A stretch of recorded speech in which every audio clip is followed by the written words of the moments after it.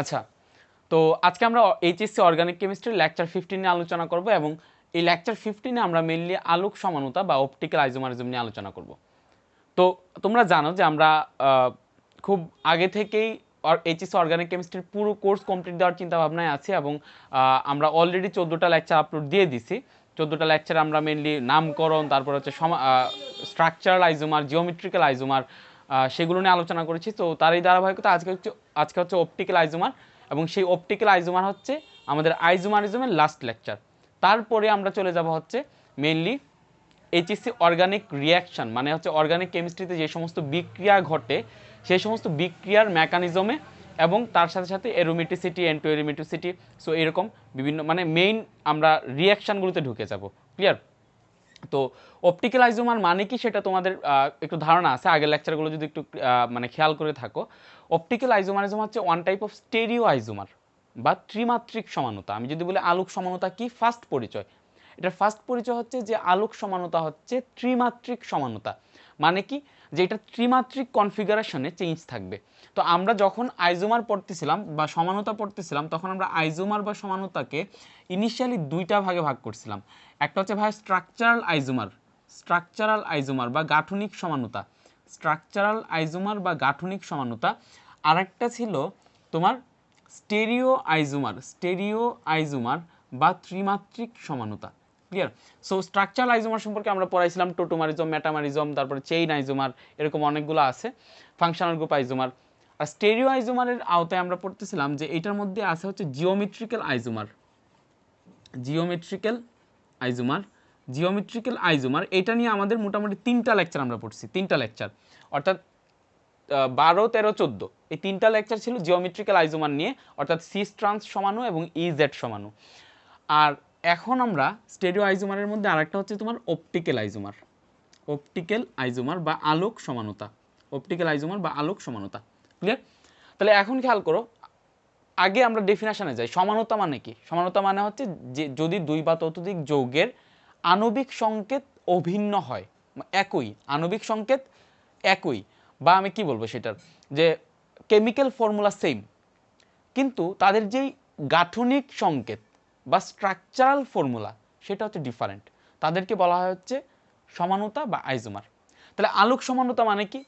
যে সমস্ত সমানুর মানে কি বলবো, যে সমস্ত সমানতাটা গড়ে উঠছে আলোর প্রতি তারা কীরকম ধর্ম প্রদর্শন করতেছে বা আলোর প্রতি তারা কীরকম আচরণ করতেছে সেইটার উপর।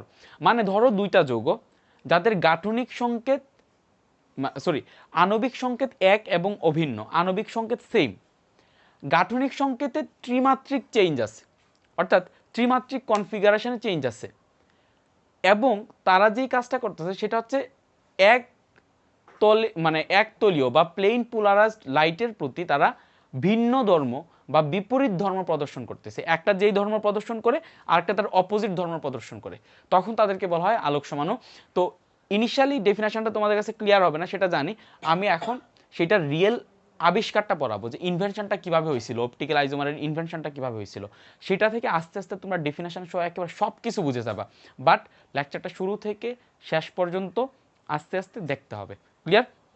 কন্টিনিউয়াসলি দেখতে হবে, বাদ দেওয়া যাবে না কোনো কিছুই।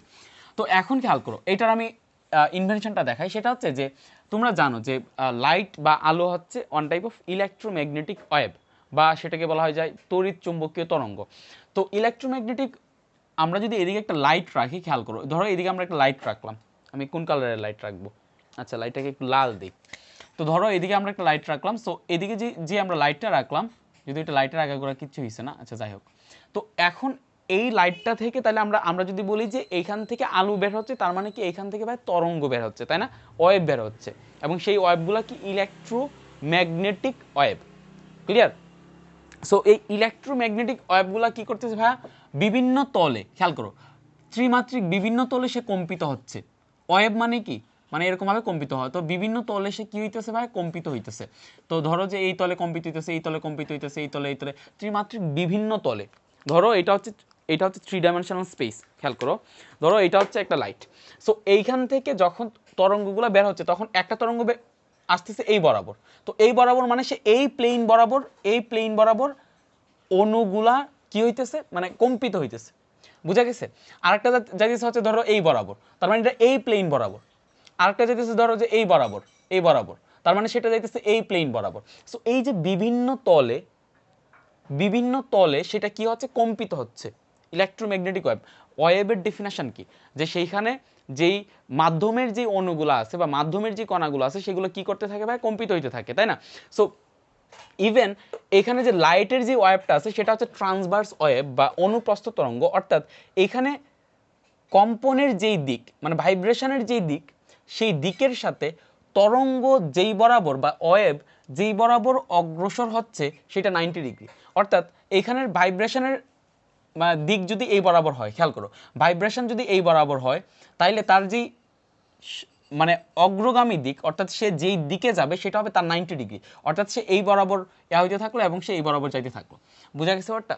এবং এটা বিভিন্ন তলে, খেয়াল করো, এটা একটা তল, এখন সে এই দেখা যাবে যে এই তলেও সে কম্পিত হইতেছে, তাহলে এই তলেও সে কম্পিত হইতেছে। তো এরকম আমরা যখন একটা লাইট রাখবো তখন দেখবো যে এই লাইটটার বিভিন্ন তলে এরকম ইলেকট্রোম্যাগনেটিক ওয়েভ বা এরকম আলোক তরঙ্গ সেটা কম্পিত হচ্ছে।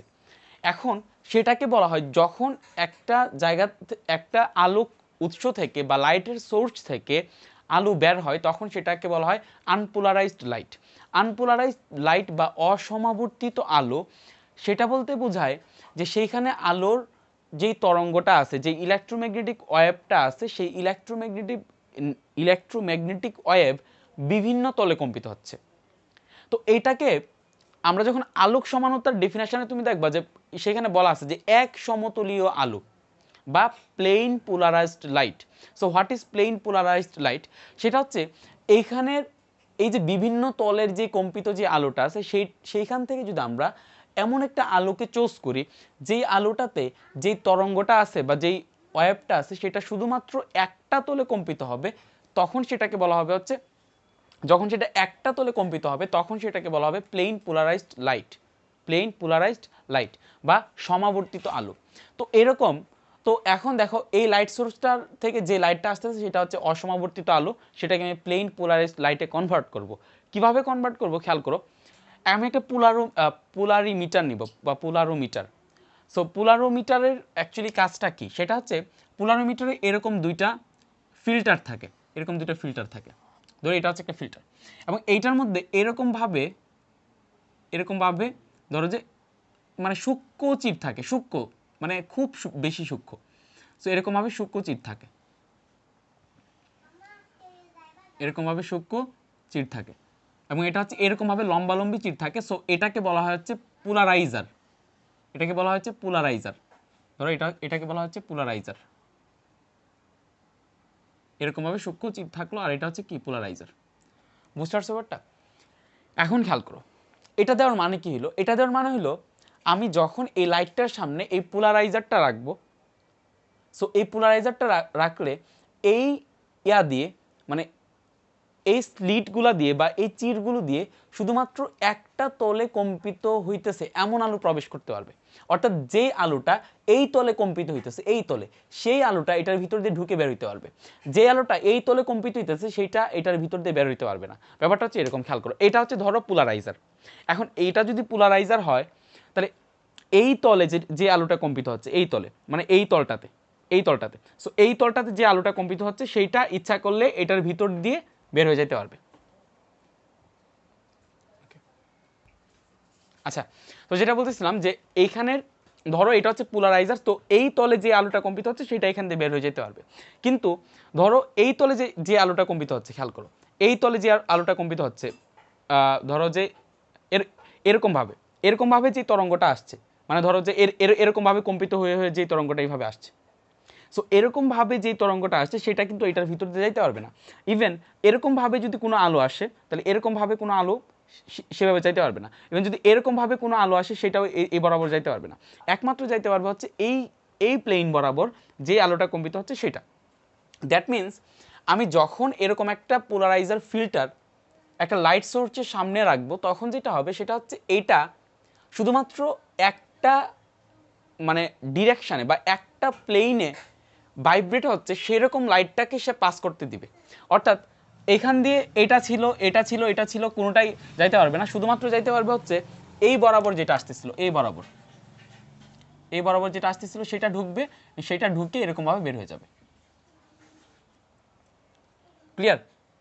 তো এখন এটা হচ্ছে মেইন কথা, যে এখন আমরা যে লাইটটা পাইলাম সেই লাইটটা হচ্ছে প্লেইন পোলারাইজড লাইট, অর্থাৎ সেটার তল হচ্ছে একটা। খেয়াল করো এখানে সে জাস্ট এই তলটাতে এই তলটার মধ্যে সে কি হচ্ছে ভাই, কম্পিত হচ্ছে। এবং আমরা যদি একটা লাইট সোর্স থেকে, খেয়াল করো, ধরো একটা লাইট সোর্স থেকে একটা ওয়েভ আসতেছে এবং সেটা হচ্ছে জাস্ট প্লেইন পোলারাইজড লাইট। তো আমরা যদি জাস্ট এই দিক থেকে দেখি এটাকে, এই দিক থেকে, ধরো তুমি এইদিকে দাঁড়ায় রইলা, দেন এই দিক থেকে তুমি এরকমভাবে দেখতেছো। সো এদিক থেকে যদি এরকমভাবে দেখো, ওয়েভের ক্ষেত্রে কি হয়, যে যেই মানে পার্টিকেলসগুলো ওয়েভ হচ্ছে, মানে কি হচ্ছে, ভাইব্রেট হচ্ছে, তারা তাদের নিজস্ব পজিশনে থাকে, থেকে কাঁপতে থাকে। সো তুমি যদি এই জায়গা থেকে এই ধরো এইখানে যে পার্টিকেলসটা আছে সেই পার্টিকেলসটাকে যদি দেখার ট্রাই করো, তখন দেখা যাবে যে সেটা এই বরাবর একবার যাচ্ছে, দেন আবার এদিক থেকে এই বরাবর আসতেছে, অর্থাৎ এটাকে এই বরাবর দেখা যাবে, এই বরাবর, জাস্ট এই বরাবর। সো এইখানের যে পার্টিকেলসটা আছে সেই পার্টিকেলসটাকেও দেখা যাবে যে সে এই বরাবর অ্যান্ড এই বরাবর সে উঠানামা করতেছে, জাস্ট সে উঠানামা করতেছে এই বরাবর। সো আমি জাস্ট এই প্লেন পোলারাইজ লাইটটাকে আমি কি করবো ভাই, আমি জাস্ট এই ওয়েভটাকে জাস্ট এইভাবে প্রকাশ করব, অর্থাৎ এটা হচ্ছে ধরো যে জাস্ট আমি এইখানের যে অণুগুলো আছে বা কি বলবো পার্টিকেলস বা কি বলবো যে তরঙ্গ যারা ঘটাইতেছে তারা হচ্ছে এরকমভাবে আছে, এরকম অবস্থায়, এবং এটা হচ্ছে একটা প্লেন পোলারাইজড লাইট। সো আমি যেটা করলাম সেটা হচ্ছে এইখানে ঠিক আরেকটা ফিল্টার দিলাম, ঠিক এই জায়গাটাতে যেখানে মানুষটা আছে এই জায়গাটাতে মানুষটাকে সরাই দিয়ে আমি এই জায়গায় আরেকটা ফিল্টার দিলাম, সেম টাইপের ফিল্টার। সো এইটাকে বলা হচ্ছে পোলারাইজার, অর্থাৎ এইটা জাস্ট এটাকে পোলারাইজ করতেছে পুরা লাইটটাকে। এবং এইখানে আমি যেটা করলাম সেম টাইপের আরেকটা এরকমভাবে কি করলাম ভাইয়া,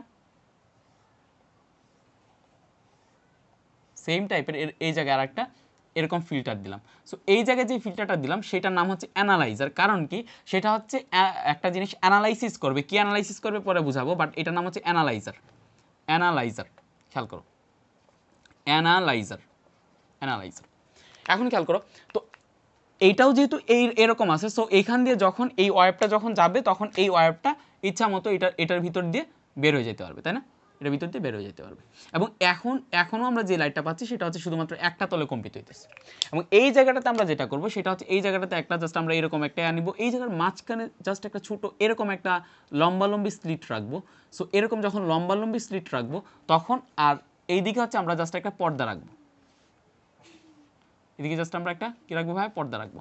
সো যেটা হবে সেটা হচ্ছে এটা যেহেতু এই প্লেন বরাবর কম্পিত হচ্ছে, সো আলটিমেটলি এইখান দিয়ে এটা গিয়ে এটা বের হয়ে এখানে হচ্ছে লাইট পড়বে, এখানে হচ্ছে লাইট।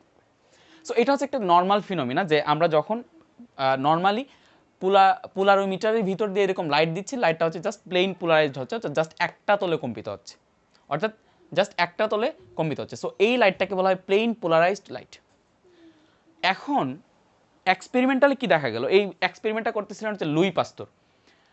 উনি ডিলেকট্রিক অ্যাসিড পাইছিলেন। ডিলেকট্রিক অ্যাসিড, কেন সেটাকে ডি বলা হয় সেটার পরে বলতেছি, বাট আগে আমরা জানি যে জাস্ট উনি একটা টাইপের ল্যাকটিক অ্যাসিড পাইছিলেন যেটাকে কালেক্ট করা হয়েছে মাসল থেকে, অর্থাৎ আমাদের যে মাসল আছে সেই মাসলের মধ্যে ল্যাকটিক অ্যাসিড প্রোডাকশন হয়। এবং মাসলের মধ্যে কেন ল্যাকটিক অ্যাসিড প্রোডাকশন হয় তোমরা জানো, যে যখন আমাদের মাসলগুলোতে রেসপিরেশন বা শ্বসন ঘটে শক্তি উৎপাদনের জন্য, সো যখন সেখানে সবাত শ্বসন ঘটে যখন, তখন সেখানে কার্বন ডাইঅক্সাইড, সবাত শ্বসন যখন ঘটে তখন সেখানে কার্বন ডাইঅক্সাইড, দেন পানি, দেন কি উৎপন্ন হয়, দেন এটিপি উৎপন্ন হয়, এবং এখানে হিউজ পরিমাণ এটিপি উৎপন্ন হয়। এটা হচ্ছে নর্মালি কি হয় তাহলে, আমাদের যে শ্বসনের জন্য মাসল যে সেলগুলো আছে, সেই সেলগুলোতে গ্লুকোজ যায়, অক্সিজেন যায়, সেটা সবাত শ্বসন ঘটে, কার্বন ডাইঅক্সাইড H2 প্লাস 38 অণু বা 36 অণু এটিপি উৎপন্ন হয়। এখন ধরো তুমি হঠাৎ করে খুব বেশি এক্সারসাইজ করা শুরু করলা,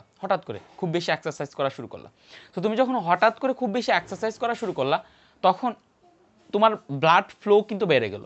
ব্লাড ফ্লো কেন বাড়লো? ব্লাড ফ্লো বাড়ার কারণ হচ্ছে যাতে, আমি এই জিনিসটা একেবারে বুঝাই দিই, আমার শান্তি লাগতেছে না। খেয়াল করো, ধরো এটা হচ্ছে হার্ট, এটা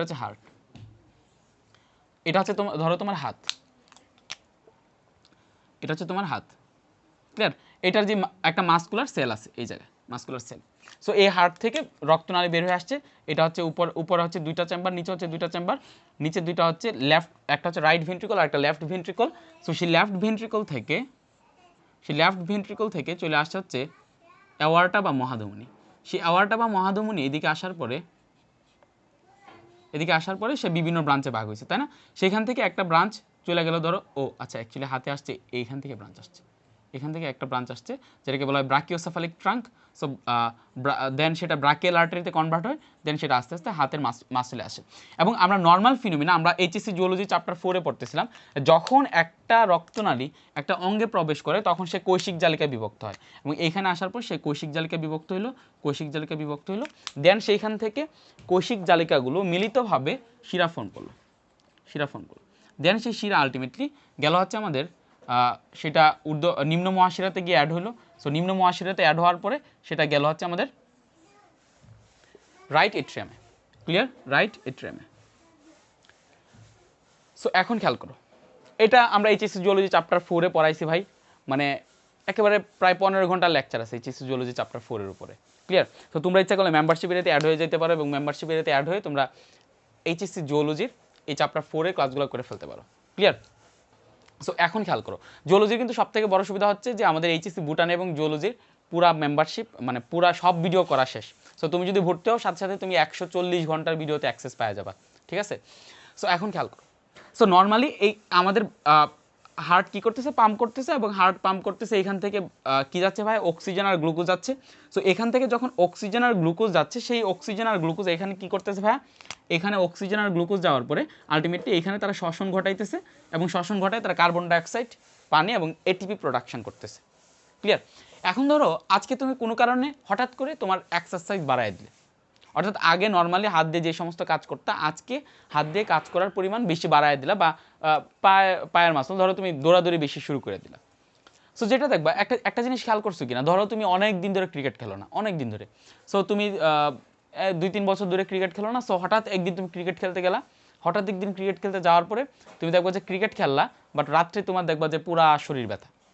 সেটা কেন? সেটা কারণ হচ্ছে ভাইয়া খেয়াল করো, যখন তোমার হঠাৎ করে তোমার এক্সারসাইজ বাইরে গেল, যেটার সাথে তোমার বডি অ্যাডাপ্টেড না, বা তোমার বডি এতদিন ধরে সেটাকে সে দেখতেছে না, সেটাকে কন্ট্রোল করে অভ্যস্ত না। নর্মালি যেটা হবে সেটা হচ্ছে, যেহেতু এখানে মাসলের চাহিদা বাড়লো, অর্থাৎ মাসলে যেহেতু বেশি পরিমাণ শক্তি উৎপাদন করতে হবে, সো বেশি পরিমাণ শক্তি উৎপাদনের কারণে এই মাসকুলার যে সেলগুলো আছে সেই সেলগুলোর বেশি পরিমাণ অক্সিজেন এবং বেশি পরিমাণ গ্লুকোজের প্রয়োজন। দ্যাটস ওয়াই এখানের যেই হার্ট রেট, সেই হার্ট রেট বাইরে যাবে, অর্থাৎ হার্ট আগে যেই হারে সে স্পন্দিত হইতো, এখন সে তার থেকে আরও বেশি হারে স্পন্দিত হবে। অর্থাৎ আগে 1 মিনিটে হার্ট ধরো 60 বার কম্পিত হইতো, এখন 1 মিনিটে সে 80 বার কম্পিত হবে। তার বেনিফিটটা কি? বেনিফিটটা হচ্ছে, আগে এখানে 60 বার ব্লাড যাইতো, 60 বার রক্ত যাইতো, তো 60 বার রক্ত যাওয়ার কারণে এখানে 60 বার সে অক্সিজেন এবং গ্লুকোজ পাইতো। কিন্তু এখন যেহেতু 1 মিনিটে 80 বার যাচ্ছে, দ্যাট মিনস এখানে সে 80 বার অক্সিজেন এবং গ্লুকোজ সে পাচ্ছে, এবং সেই বাড়তি অক্সিজেন সে কীভাবে পাচ্ছে, শ্বাস প্রশ্বাসও বেড়ে যাচ্ছে। তুমি যখন বেশি এক্সারসাইজ করতেছো তখন শ্বাস প্রশ্বাসও বেড়ে যাইতেছে। এখন খেয়াল করো, আমাদের বডি হার্ট রেট বাড়াইলো, হার্ট রেট বাড়ায়ও ধরো যে কী করলো, এখানে তোমার যতটুকু পরিমাণ অক্সিজেন দরকার, যতটুকু পরিমাণ গ্লুকোজ দরকার, ঠিক ততটুকু পরিমাণ অক্সিজেন এবং গ্লুকোজ সে কী করলো, সাপ্লাই দেওয়া ট্রাই করলো। এবং এখানে বেশি এখন এটিপি প্রোডাকশন হলো, তুমি এখন বেশি শক্তি প্রয়োগ করতে পারতেছো, বা বেশি কাজ করতে পারতেছো। ইন দ্য মিন টাইম তোমার এইখানে যেই কাজের পরিমাণ, হাত দিয়ে এখন যেই পরিমাণ কাজ করতেছো বা যে পরিমাণ দৌড়াদৌড়ি করতেছো, সেইটার জন্য যেই পরিমাণ শক্তি দরকার, সেইটা ধরো আমাদের এই হার্ট যেই পরিমাণ অক্সিজেন এবং গ্লুকোজ সাপ্লাই দিচ্ছে সেটা দিয়ে পূরণ হচ্ছে না। খেয়াল করো, নর্মালি আমাদের হার্ট কি রেসপন্স করলো, সে হার্ট রেট বাড়ায় দিল, বাট হার্ট রেট বাড়ার পরেও দেখা গেল যে তোমার শক্তির চাহিদাটা হচ্ছে বেশি, তোমার এটিপি প্রোডাকশনের চাহিদাটা বেশি, এবং হার্ট রেট বাড়ার পরেও তোমার সেই চাহিদা পূরণ হয় নাই। তোমার যেই পরিমাণ গ্লুকোজ দরকার ছিল, মানে নর্মালি যেই পরিমাণ এটিপি দরকার ছিল, সেই পরিমাণ এটিপি তুমি প্রোডাকশন করতে পারতেছো না। ইন দিস টাইম আমাদের যে মাসলের যে সেলগুলো আছে, সেই সেলগুলা একটা স্পেশাল টাইপের গ্লাইকোজেন সঞ্চয় করে রাখে, গ্লাইকোজেন। সো সেই গ্লাইকোজেনগুলো ভাঙতে থাকে, এবং সেই গ্লাইকোজেনগুলো ভাঙার সময় দেখো এখানে কিন্তু নতুন করে ব্লাড দিয়ে গ্লুকোজ আসতেছে না, ইনার সেলের ইনার পোর্শনে যে গ্লাইকোজেনগুলো আছে সেইগুলো গ্লুকোজ আকারে ভাঙতেছে। এখন এই যে নতুন যে গ্লুকোজগুলো আসতেছে সেই গ্লুকোজগুলোর জন্য তো এক্সট্রা কোনো অক্সিজেন আসতেছে না, কারণ আগে নর্মালি কি আসতো, ব্লাড দিয়ে একই সাথে অক্সিজেন আসতো এবং গ্লুকোজ আসতো, এই দুইটা উপাদান আসতো এবং দুইটা উপাদান দিয়ে সে সবাদ শোষণ ঘটায়, সে এটিপি প্রোডাকশন করতো। এখন দেখা যাচ্ছে যে আচ্ছা আমার আরও বেশি শক্তি উৎপাদন দরকার, কিন্তু এখন এখান দিয়ে ব্লাড দিয়ে নতুন করে কোনো অক্সিজেন আসতেছে না এবং বাড়তি কোনো অক্সিজেনও আসতেছে না, বাড়তি কোনো গ্লুকোজও আসতেছে না, বাট এখানে বাড়তি গ্লাইকোজেন থেকে বাড়তি গ্লুকোজ প্রোডাকশন হচ্ছে। কিন্তু এই গ্লুকোজগুলা থেকে যদি আমি শক্তি উৎপাদন করতে চাই, তাহলে অবশ্যই তাদেরকে আমার গ্লাইকোলাইসিসে নিতে হবে, দেন আলটিমেটলি সেটা ক্রেবস সাইকেল হয়ে ইলেকট্রন ট্রান্সপোর্ট চেইন হয়ে সে এটিপি প্রোডাকশন করবে। সো এইখান থেকে গ্লাইকোজেন থেকে যে সমস্ত গ্লুকোজ প্রোডাকশন হচ্ছে তাদেরকে জারিত করার জন্য কোনো অক্সিজেন পাওয়া যাচ্ছে না। সো যখন সেখানে অক্সিজেন পাওয়া যাবে না, অক্সিজেনের যখন ডিফিসিয়েন্সি ঘটবে, অক্সিজেনের যখন অভাব ঘটবে, অক্সিজেনের অভাব ঘটার ফলে অ্যাকচুয়ালি কিন্তু অভাব ঘটে নাই, অক্সিজেন পর্যাপ্ত পরিমাণে আসতেছে, বাট তোমার বডির চাহিদা বেড়ে গেছে। সো অর্থাৎ যেই পরিমাণ অক্সিজেন আসতেছে সেটা তোমার চাহিদা পূরণ করতে পারতেছে না। সো ইন দিস টাইম এইখানের যে গ্লুকোজগুলো সেইগুলো অবাধ শোষণে প্রবেশ করবে, এবং জানো যে অবাধ শোষণে যখন গ্লুকোজ ঢুকে, তখন গ্লুকোজ ঢুকার পরে অবাধ শোষণে ঢুকার পরে সে আলটিমেটলি কি প্রোডাকশন করে, সে মেবি দুই অণু এটিপি প্রোডাকশন করে প্লাস ল্যাকটিক অ্যাসিড প্রোডাকশন করে, প্লাস কি প্রোডাকশন করে, ল্যাকটিক অ্যাসিড প্রোডাকশন করে। ঠিক আছে, তাহলে দুইটা এটিপি প্রোডাকশন করলো আর ল্যাকটিক অ্যাসিড প্রোডাকশন করলো। এখন তার মানে দেখো নর্মাল অবস্থায় তোমার সেলে কোনো ল্যাকটিক অ্যাসিড প্রোডাকশন হচ্ছিল না, বাট তুমি যখন খুব বেশি পরিমাণ এক্সারসাইজ করছো, সো খুব বেশি পরিমাণ এক্সারসাইজ করার ফলে দেখা যাচ্ছে যে তোমার যে সেল আছে, তোমার যে মাসকুলার যে সেল আছে, সেই সেলে ল্যাকটিক অ্যাসিড প্রোডাকশন হচ্ছে, এবং এখানে যখন সেলের মধ্যে বেশি বেশি অ্যাসিড প্রোডাকশন হবে, বেশি বেশি অ্যাসিড প্রোডাকশন হওয়া, এখন আমি তোমাকে বললাম যে ভাইয়া তোমাকে আমি কিছু অ্যাসিড দিলাম, সেই অ্যাসিড হাতে দিলে সেটা কি জ্বালাপোড়া দিবে নাকি সেটা শান্তি দিবে? তাহলে নর্মালি সেটা খুব জ্বালাপোড়া দিবে, এবং এইখানে যে ল্যাকটিক অ্যাসিডটা আছে সেটা মানে জ্বালাপোড়া টাইপের বার্নিং কোনো সেন্সেশন দেয় না, সেটা পেইন টাইপের একটা সেন্সেশন দেয়। এবং সেই কারণে দেখা যায় যে তুমি যখন বেশি এক্সারসাইজ করতেছো তখন সেখানে সবাদ শোষণের পাশাপাশি অবাধ শোষণও ঘটতেছে, এবং অবাধ শোষণের কারণে যে সমস্ত ল্যাকটিক অ্যাসিড প্রোডাকশন হচ্ছে সেই সমস্ত ল্যাকটিক অ্যাসিড আলটিমেটলি কী করতেছে, এখানে ল্যাকটিক অ্যাসিড আলটিমেটলি এখানে পেইনের সৃষ্টি করতেছে, যেটা তুমি রাত্রে ফিল করতে পারতেছো, এবং সেটা আস্তে আস্তে কমে যাবে, কারণ এই ল্যাকটিক অ্যাসিডটা পরে কুরি সাইকেলে ঢুকে সেটা আলটিমেটলি আবার গ্লুকোজে কনভার্ট হয়ে যায়। সেটা তোমরা এমবিবিএস বায়োকেমিস্ট্রিতে পড়বা। সো এই যে এইখানে যে মাসকুলার যে ল্যাকটিক অ্যাসিডটা প্রোডাকশন হচ্ছে, লুই পাস্তুর সেই ল্যাকটিক অ্যাসিডটা নিয়ে কাজ করতেছিলেন। অ্যাকচুয়ালি ল্যাকটিক অ্যাসিড না, লুই পাস্তুর মানে একটা স্ফটিক নিয়ে কাজ করতেছেন, যেটা থেকে আলটিমেটলি উনি পাইছেন, পরবর্তীতে উনি ল্যাকটিক অ্যাসিড নিয়ে কাজ করতেছেন। সো উনি ঠিক এই ল্যাকটিক অ্যাসিড নিয়ে কাজ করতেছিলেন, এবং এটাকে বলা হবে ডিল্যাকটিক অ্যাসিড। সো এই ল্যাকটিক অ্যাসিডটা নিয়ে কাজ করার সময় উনি যেই জিনিসটা ফিল করলেন সেটা হচ্ছে উনি সেই ল্যাকটিক অ্যাসিডটাকে ল্যাকটিক অ্যাসিডের দ্রবণ বা ল্যাকটিক অ্যাসিডের একটা সলিউশন নিলেন, এবং নেওয়ার পরে এই যে মাঝখানের যে ইয়াটা আছে, মাঝখানের যে পর্শন আছে, সেই পর্শনে উনি ল্যাকটিক অ্যাসিডের যেই সলিউশন আছে বা ল্যাকটিক অ্যাসিড মানে ল্যাকটিক অ্যাসিডের যে দ্রবণটা আছে, সেই ল্যাকটিক অ্যাসিডের দ্রবণটাকে এখানে উনি বসায় দিয়েছেন। ধরো এটার ভিতরে, এটা হচ্ছে এরকম একটা এটার ভিতরে কি করছেন উনি, ল্যাকটিক অ্যাসিডের আগে কিন্তু এই জায়গায় কিছু ছিল না, জাস্ট প্লেন পোলারাইজড লাইটটা এইভাবে যাচ্ছিল। এখন এই জায়গায় উনি কি করলেন, এরকমভাবে একটা মানে কাচের নল দিলেন, এবং এটার ভিতরে উনি কি করলেন, এই যে মাসল থেকে যে সমস্ত ল্যাকটিক অ্যাসিড আসছে সেই সমস্ত ল্যাকটিক অ্যাসিডকে উনি এই জায়গায় দিয়ে দিলেন, এবং ল্যাকটিক অ্যাসিডকে যখন উনি এই জায়গায় দিলেন তখন একটা জিনিস খেয়াল করলেন যে এই জায়গা দিয়ে এখন আলো দেখা যাচ্ছে না। অর্থাৎ খেয়াল করো, প্লেন পোলারাইজ লাইটই ছিল, লাইটটা এই বরাবর আসছে, লাইটটা এরকম আসছে, কিন্তু লাইটটা দেখা গেল যে এই দিক দিয়ে আসার পরে লাইটটা আর এই দিক দিয়ে আর কোনো লাইটের সোর্স পাওয়া যাচ্ছে না। এখন সেটা কেন পাওয়া যাচ্ছে না সেটা বলি। সেটা কারণ হচ্ছে উনি খেয়াল করলেন যে দেখো ব্যাখ্যাটা কীরকম, এই দিক দিয়ে যখন লাইটটা আসতেছিল, ধরো এটা হচ্ছে এরকম একটা, এই যে জাস্ট আমি এরকমভাবে দেখাচ্ছিলাম যে এটা হচ্ছে জাস্ট একটা ওয়েভ, এই ওয়েভটা এই একটা তলে কম্পিত হচ্ছে। সো এই ল্যাকটিক অ্যাসিড দিয়ে যখন উনি এই লাইটটাকে পাঠাইলেন তখন এটা যেটা হইলো সেটা হচ্ছে এই ওয়েভটা, খেয়াল করো জাস্ট আমি এটা জাস্ট এই লাইনটা কথা চিন্তা করো, এইটা হচ্ছে তোমার মানে অপটিক্যালি ঘুরে গেল, অর্থাৎ এটা যেটা হইলো সেটা হচ্ছে খেয়াল করো এরকমভাবে ছিল যেটা, সেটা হচ্ছে এরকমভাবে ঘুরে গেল। সো এরকমভাবে ঘুরে গেল মানে কি, এখানে যে তরঙ্গটা ছিল সেই তরঙ্গটা আগে যেই প্লেনে কম্পিত হচ্ছিল সেই প্লেনটাই চেঞ্জ হয়ে গেল, অর্থাৎ এরকমভাবে। তো এখন যে যখন সে এরকমভাবে যাচ্ছিল, এরকমভাবে যখন যাচ্ছিল তখন সে এই দিক দিয়ে বের হইতে পারতো, বাট সে যেহেতু এইখান দিয়ে যাওয়ার সময় যেহেতু সে ঘুরে গেছে, সো এখন এদিক দিয়ে যখন যাবে সে এদিক দিয়ে বের হইতে পারবে না। অর্থাৎ ব্যাপারটা ছিল এরকম যে এটা হচ্ছে অ্যানালাইজার, সেই অ্যানালাইজারের মধ্যে দিয়ে যখন প্লেন পোলারাইজড লাইটটা এভাবে আসতেছিল তখন সে এদিক দিয়ে গিয়ে বের হয়ে এবং এদিকে আমরা আলোটা দেখতে পারতেছিলাম। বাট এখন যেটা হলো সেটা হচ্ছে এই যে প্লেন পোলারাইজড লাইট আছে, সেই প্লেন পোলারাইজড লাইট যখন ল্যাকটিক অ্যাসিডের সলিউশন দিয়ে গেল তখন সেটা আগে এরকম ছিল, এখন সে এরকমভাবে ঘুরে গেল। তো এরকমভাবে যদি ঘুরে যায় তখন সে যখন এভাবে যাবে তখন সে এভাবে আটকে যাবে।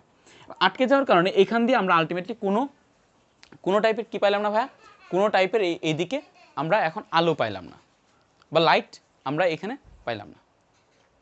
বুঝা গেছে ব্যাপারটা? সো এখন যেটা হলো, আচ্ছা এটাকে না দিলেও চলে, জাস্ট এটাকে বাদ দিয়ে দেব। এখন খেয়াল করো। তো এখন যেটা হলো সেটা হচ্ছে উনি যেটা করলেন সেটা হচ্ছে, ধরো এটা হচ্ছে একটা অ্যানালাইজার কেন? এটা অ্যানালাইসিস করবে এইখানে প্লেন পোলারাইজ লাইটটাকে অ্যাকচুয়ালি এই ল্যাকটিক অ্যাসিডের সলিউশনটা কত ডিগ্রি কোণে ঘুরাইছে। এখন সেটা আমরা কীভাবে বের করবো? আচ্ছা খেয়াল করো, দেখো ব্যাপারটা খুবই, ধরো এটা হচ্ছে আমাদের অ্যানালাইজার। সেই অ্যানালাইজারের মধ্য দিয়ে আগে যখন এই তরঙ্গটা এইভাবে যাইতো তখন সেটা এদিকে গিয়ে সেখানে পর্দায় পড়তো এবং আমরা আলোটা দেখতাম। এখন কী হলো ভাই, এই ওয়েভটা যখন ল্যাকটিক অ্যাসিডের সলিউশন দিয়ে গেল তখন সে এরকমভাবে ঘড়ির কাঁটার দিকে ঘুরে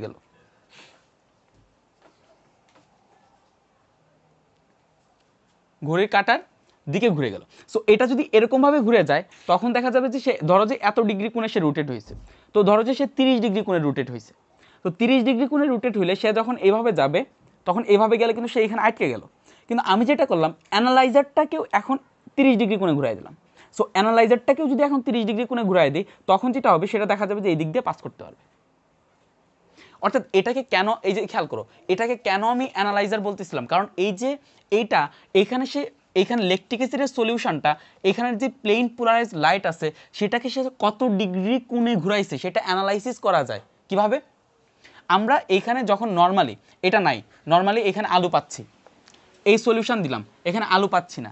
এখন আলো পাইতে গেলে এই অ্যানালাইজারটাকে আমি কত ডিগ্রি কোণে ঘুরাইছি, কোন দিকে ঘুরাইছি, সেটাই হবে এখানে সেই কোণের মান হবে এখানে তরঙ্গটা বা ওয়েভটা বা এই প্লেন পোলারাইজড লাইটটা কত ডিগ্রি কোণে ঘুরছে। কারণ এদিকে খেয়াল করো, ধরো এটা হচ্ছে অ্যানালাইজারের মধ্যে দিয়ে এইভাবে যখন আসতেছে তখন তরঙ্গটা সে পাস করলো। এখন সেটা ধরো যে 90 ডিগ্রি কোণে ঘুরে গেছে, এভাবে ছিল 90 ডিগ্রি কোণে ঘুরে গেছে, এখন সে এইভাবে আসতেছে, ঢুকতে পারবে না। কিন্তু আমি যদি এটাকে অ্যানালাইজার দিয়ে পাস করাইতে চাই, অ্যানালাইজারটাকে অবশ্যই আমাকে 90 ডিগ্রি কোণে ঘুরাইতে হবে।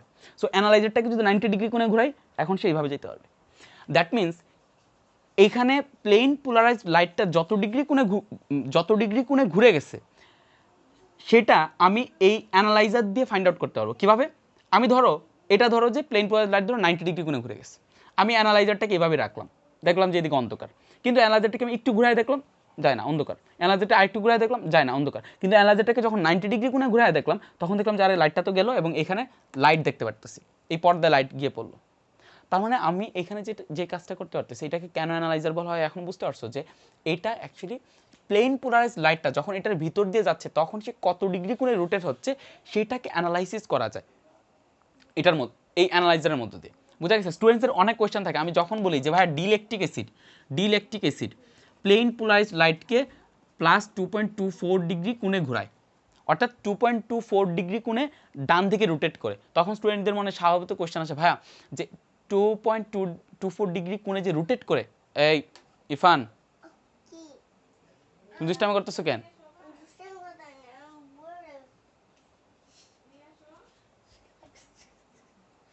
আচ্ছা 2.24 ডিগ্রি কোণে যে রোটেট করে সেটা কিভাবে বের করে? সেটা বের করে অ্যানালাইজার দিয়ে এটা অ্যানালাইসিস করে যে আচ্ছা এখানে লাইট পড়তেছে কিনা।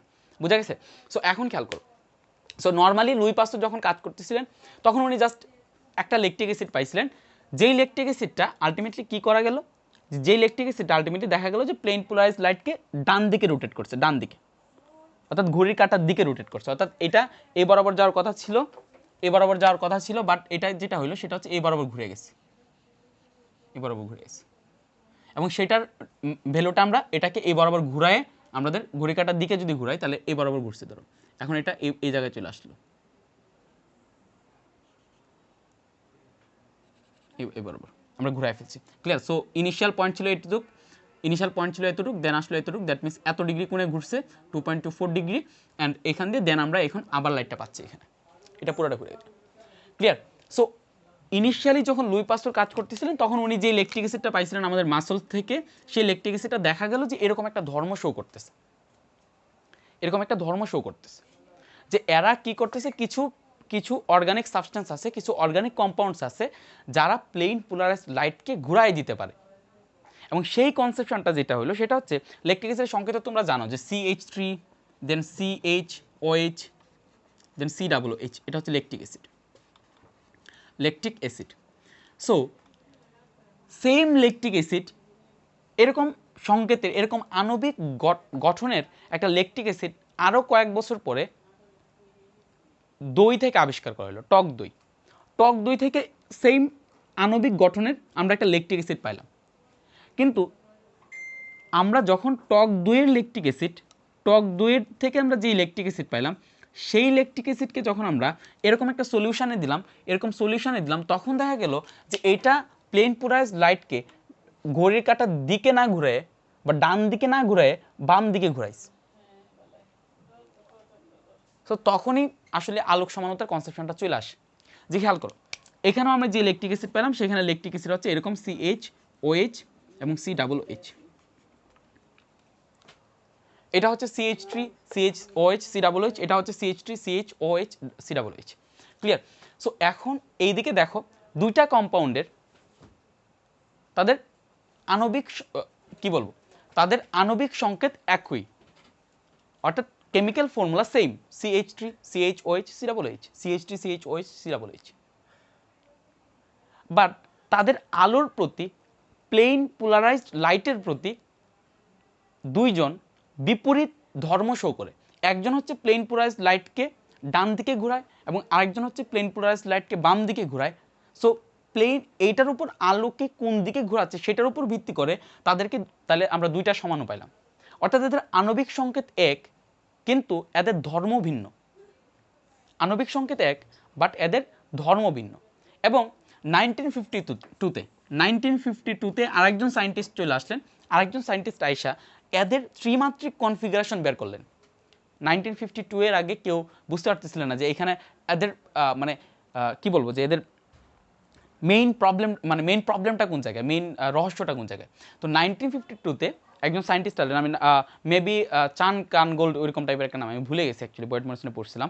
সো ওই সায়েন্টিস্ট যেটা করলেন সেটা হচ্ছে এক্সট্রে ক্রিস্টালোগ্রাফি করলেন, এবং এক্সট্রে ক্রিস্টালোগ্রাফি করে এই দুইটার না মেইনলি হচ্ছে উনি উনি কী করলেন, এইটার গঠন বের করে ফেললেন যে অ্যাকচুয়ালি এখানে CH3টা ত্রিমাত্রিক কনফিগারেশনের কোন জায়গায় আছে, OH-টা কোন জায়গায় আছে, কি আছে। তো এইটা দিয়ে যখন উনি বের করলেন তখন দেখা গেল যে এখানের যেই আমাদের মাসকুলার সেল থেকে, মাসল থেকে যে ল্যাকটিক অ্যাসিডটা পাওয়া গেছিলো, সেই ল্যাকটিক অ্যাসিডের এখানে যে OH-টা আছে সেই OH-টা ডানে থাকে, এবং এখানে টক দই থেকে যে সমস্ত ল্যাকটিক অ্যাসিড পাওয়া গেছিলো, সেই ল্যাকটিক অ্যাসিডের ক্ষেত্রে এখানে যে OH আছে সেই OH-টা বামে থাকে। সো খেয়াল করো, তার মানে এখন গিয়ে তোমাদের আলোক সমানুর কনসেপশনটা ক্লিয়ার হবে।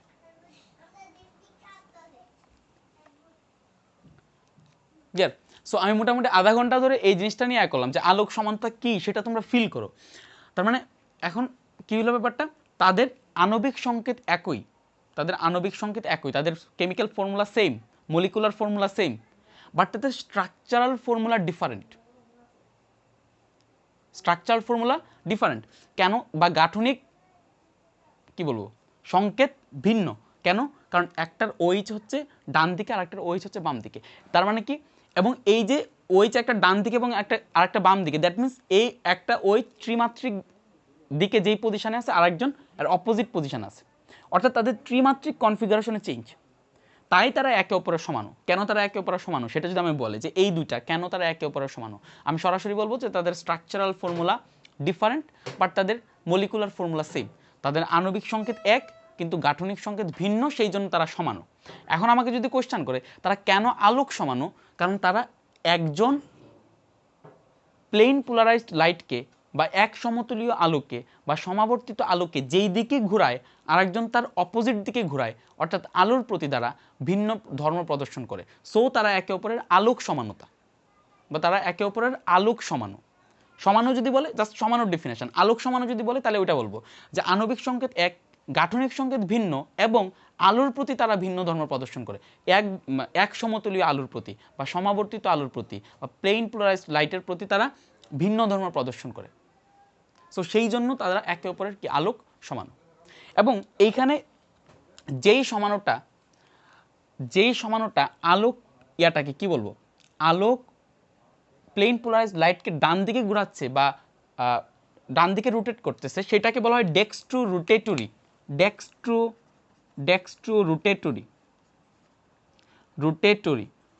রোটেটরি ল্যাকটিক অ্যাসিড। আর যেটা প্লেন পোলারাইজড লাইটকে লেফট দিকে ঘোরাচ্ছে বা বাম দিকে ঘোরাচ্ছে সেটাকে বলা হয় লেবো রোটেটরি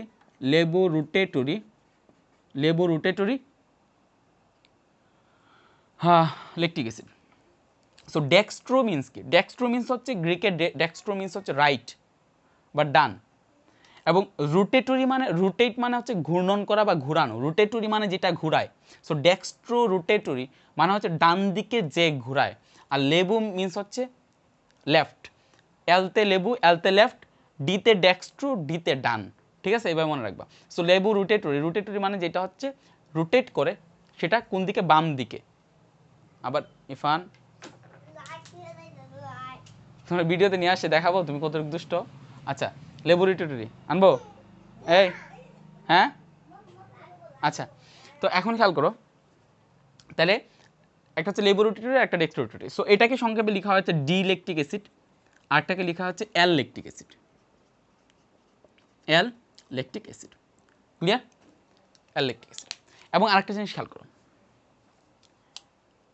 এই যে ডি ল্যাকটিক অ্যাসিড আছে এবং এল ল্যাকটিক অ্যাসিড আছে, সেই দুইটা একে অপরের আলোক সমাণু। এবং এই দিকের আলোক সমাণুর একটা এক সমতুলীয় আলোকে ডান দিকে ঘোরায়, আর একটা হচ্ছে আলোক মানে সমাবর্তিত আলোকে একতলীয় আলোকে বাম দিকে ঘোরায়।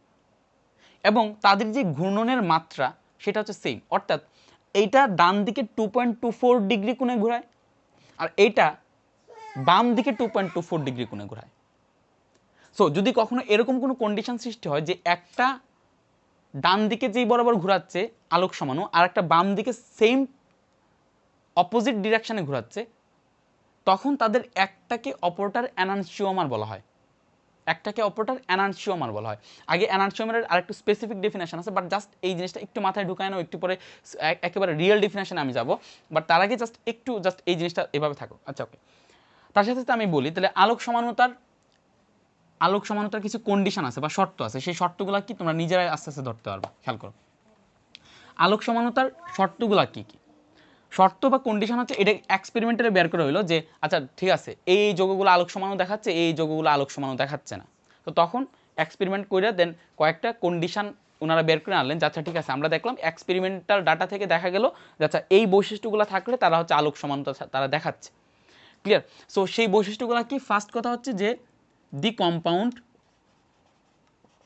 compound must have chiral center or chiral carbon.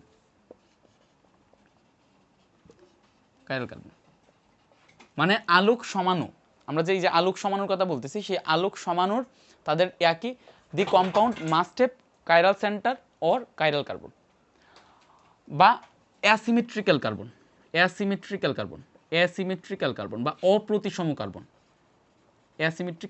বা অপ্রতিসম কার্বন, অর্থাৎ যৌগটির অবশ্যই অপ্রতিসম কার্বন থাকতে হবে। অপ্রতিসম কার্বন মানে কি ভাই? কার্বনের আমরা জানি যে 4টা হাত থাকে, তাই না? এই 4টা হাতে যদি 4টা ডিফারেন্ট গ্রুপ যুক্ত থাকে তখন সেটাকে বলা হয় কাইরাল কার্বন, এবং সেই কার্বনটাকে তখন আমরা স্টার চিহ্ন দ্বারা প্রকাশ করব। অর্থাৎ সেটা হচ্ছে কাইরাল সেন্টার বা কাইরাল কার্বন বা অ্যাসিমেট্রিক্যাল কার্বন, অর্থাৎ সেটা কোনো সিমেট্রি শো করে না, সেটা কোনো প্রতিসমতা শো করে না, তুমি তাদেরকে কোনো তলে ভাগ করে সেম সেম কিছু পাবা না, ক্লিয়ার। সো সেটাকে বলা হচ্ছে অ্যাসিমেট্রিক্যাল কার্বন। এখন এটা যদি এরকম হইতো যে ভাইয়া খেয়াল করো যে সি দেন চারটা যদি সেম গ্রুপ থাকতো তাহলে যেটা হইতো সেটা হচ্ছে তুমি কি করতে পারতা, এদেরকে যে কোনো একটা এই তলে যদি তুমি কাটো তাহলে তুমি সেম সেম সেম কিছু পাচ্ছ। সো সেটা হচ্ছে প্রতিসম কার্বন। তো মেইন কথা হচ্ছে যে অপ্রতিসম কার্বন হইতে হবে, অপ্রতিসম কার্বন, অর্থাৎ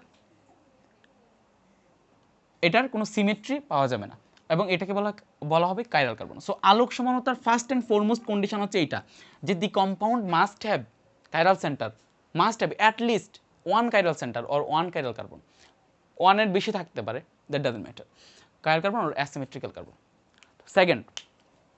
সেকেন্ড কন্ডিশন কি ভাই? সেকেন্ড কন্ডিশন হচ্ছে তাদেরকে কি হইতে হবে ভাই, এই যে একটু আগে এই যে তাদেরকে যেটা হইতে হবে সেটা হচ্ছে একে অপরের মিরর ইমেজ হইতে হবে, মিরর ইমেজ হইতে হবে, এবং একে অপরের নন সুপার ইম্পসিবল হইতে হবে, non super impossible. So mirror image মানে একে অপরের দর্পণ প্রতিবিম্ব হইতে হবে। এটা অ্যাকচুয়ালি এটা এনানশিওমারের ডেফিনেশন। একটা যৌগের মধ্যে কাইরাল সেন্টার থাকলেই প্রবাবিলিটি থাকে সেটা হচ্ছে কি দেখাবে, তারা সে আলোক তলকে কোনো একটা দিকে সে ঘোরাবে, ঠিক আছে। এখন এই যে একটু আগে বলতেছিলাম যে এনানশিওমার মানে কি বলতেছিলাম, যে যখন তারা কি করে একটা যে দিকে ঘোরায় আর একটা তার অপোজিট দিকে ঘোরায়, এবং একটা যেই মাত্রায় ঘোরায় আর একটা তার অপোজিট মাত্রায় ঘোরায়, আর একটা তার সেম মাত্রায় ঘোরায়, তো এই দুইটার মধ্যে দুইটা একটার মিরর ইমেজ হবে, এবং একটা আরেকটার উপর উপরিস্থাপনীয় হবে, অর্থাৎ একটাকে আরেকটার উপর স্থাপন করা যাবে না। অর্থাৎ ধরো তুমি খেয়াল করো, এটা হচ্ছে CH3, দেন আমরা কি আবিষ্কার করছিলাম, CH3, দেন এখানে হচ্ছে C, দেন হচ্ছে এখানে OH, এখানে H, এখানে হচ্ছে COOH। এটা পাইছিলাম আমরা মাসল থেকে। সো আর এটা পাইছিলাম আমরা দুই থেকে, CH3 দেন C, দেন এখানে পাইছিলাম OH, আর এটা হচ্ছে H, দেন এটা হচ্ছে COOH। সো এখন একটা কাজ করো, এখন এদেরকে এইটাকে যদি আয়না যদি এইটার উপরে বসায় দাও তাহলে দেখবা যে একটা আরেকটার উপর প্রতিস্থাপনীয় হবে না। কেন? কারণ এটাকে যদি এটার উপর আয়না বসায় দাও, এখানে CH3 এখানে CH3 এর উপর পড়বে, এখানে COOH এখানে COOH এর উপর পড়বে, এখানে C এখানে C এর উপর পড়বে, বাট এখানের H এখানের OH এর উপর পড়বে, আর এখানের OH এখানের H এর উপর পড়বে। অর্থাৎ এরা একটা আরেকটার উপর একটাকে আরেকটার উপর স্থাপন করা যাবে না। তো সেটাকে বলা হয় নন সুপার ইম্পসিবল বা উপরিস্থাপনীয়। বাংলা কথাটা হচ্ছে এরকম, উপরিস্থাপনীয়, ক্লিয়ার, উপরিস্থাপনীয় হইতে হবে, ক্লিয়ার। সো এটা হচ্ছে একটা শর্ত। সেকেন্ড কন্ডিশন হচ্ছে যে ভাই তাদের একটাকে অপরটার মিরর ইমেজ হইতে হবে। অর্থাৎ একটা জিনিস খেয়াল করো, আয়নার মধ্যে যদি তুমি এটাকে রাখো, আয়নার মধ্যে যদি তুমি এদিকে যদি একটা আয়না ধরো, তাহলে যেটা হবে সেটা হচ্ছে দেখা যাবে যে এইখানে আয়নার ছবিটা জাস্ট এই ছবিটা হবে। অর্থাৎ এই ওয়েজটা দেখা যাবে যে আয়নার মধ্যে কি হবে ব্যাপারটা অ্যাকচুয়ালি যেটা কাছে আছে। খেয়াল করো, আমরা আয়নার ক্ষেত্রে পড়ছিলাম না যে বস্তু যতটুকু দূরে থাকবে প্রতিবিম্ব ঠিক ততটুকু দূরে গঠিত হবে। আমরা একটা জিনিস পড়ছিলাম না, এই যে ক্লাস 9-10 পড়তেছিলাম, আমাদের প্রমাণ করতে হয়েছিল, এবং এখন কি প্রমাণও দেখামো কি না কি জানি। আচ্ছা যাই হোক, কী ছিল যে আমরা যখন আয়না রাখবো তখন বস্তুর যে প্রতিবিম্ব গঠিত হবে সেই প্রতিবিম্বর ক্ষেত্রে বস্তু যতটুকু দূরে থাকবে প্রতিবিম্ব ততটুকু দূরে থাকবে। সো এই ক্ষেত্রে খেয়াল করো OH গ্রুপটা আয়নার কাছাকাছি পজিশনে আছে, তো আমরা নতুন যে যৌগটা পাবো সেই যৌগটাতে OHটা কাছাকাছি পজিশনে থাকবে। অর্থাৎ আয়নার মধ্যে ছবিটা ঠিক এরকম হবে, Hটা আয়নাটা থেকে অনেক দূরে আছে, সো বিম্ব যেটা হবে সেখানে Hটা আয়নাটা থেকে অনেক দূরে থাকবে।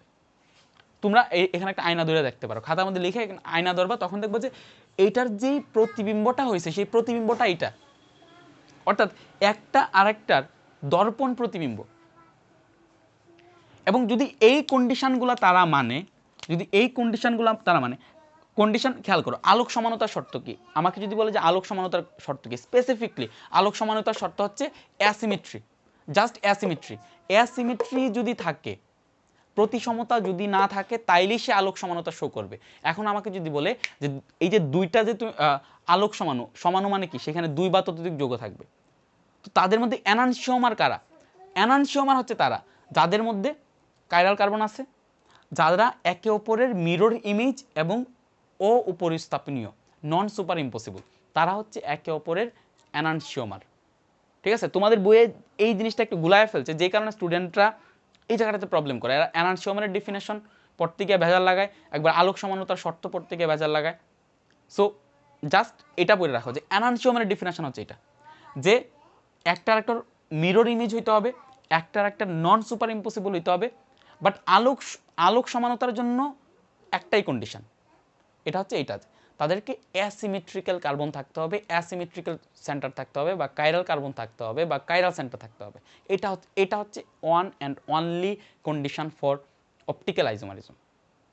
বাট এনানসিওমারের শর্ত হচ্ছে এই তিনটা। ক্লিয়ার? এখন খেয়াল করো কেন আমি এই জিনিসটা নিয়ে এতটা পেঁচাইছি, কেন এতটা পেঁচাইছি, খেয়াল করো। এখানে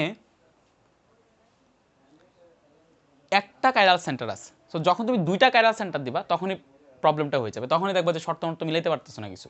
দ্যাটস ওয়াই আমি এতক্ষণ পেঁচাইতেছি এই জিনিসটা নিয়ে।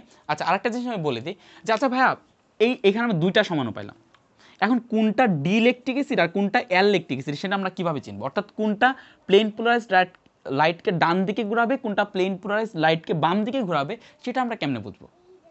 আচ্ছা, সো সেইটার ক্ষেত্রে আসলেই এখন পর্যন্ত টিল নাও 2020, আমি জানি না এই আমি যেই বইটা থেকে স্টাডি করছি সেই বইটা কত এডিশনে লেখা আমি খেয়াল করি নাই, তো টিল নাও এখনও কোনো এরকম কোনো প্রসেস বের হয় না যে আমরা এক্সপেরিমেন্ট ছাড়া আমরা বলতে পারতেছি যে কোনটা ডান দিকে ঘোরাচ্ছে কোনটা বাম দিকে ঘোরাচ্ছে। অর্থাৎ ধরো আমাকে ইলেকট্রিক অ্যাসিড দেওয়া হলো, এখন অর্থাৎ একটার ক্ষেত্রে ওএইচটা ডান দিকে আছে, আরেকটা ক্ষেত্রে ওএইচটা বাম দিকে আছে। এখন আমি যেটা করলাম সেটা হচ্ছে এক্সপেরিমেন্ট না করে, অর্থাৎ এই দিকে আমি না রেখে, দ্রবণে না রেখে, পোলারোমিটারে না রেখে আমি বলতে পারবো না যে কোনটা ডি, অর্থাৎ কোনটা ডান দিকে ঘোরাচ্ছে আর কোনটা বাম দিকে ঘোরাচ্ছে। সো এটা হচ্ছে মেইন কথা, যে কেউ যদি কোশ্চেন করে যে ভাই কোনটা ডি কোনটা এল, তাহলে বলবা যে you have to make experiment ছাড়া এটা বলা যাবে না। তবে কিছু সিস্টেম আছে, বাট এটা ইউনিভার্সাল সিস্টেম না, বলে রাখতেছি, ধরার কিছু সিস্টেম আছে, বাট এটা ইউনিভার্সাল সিস্টেম না।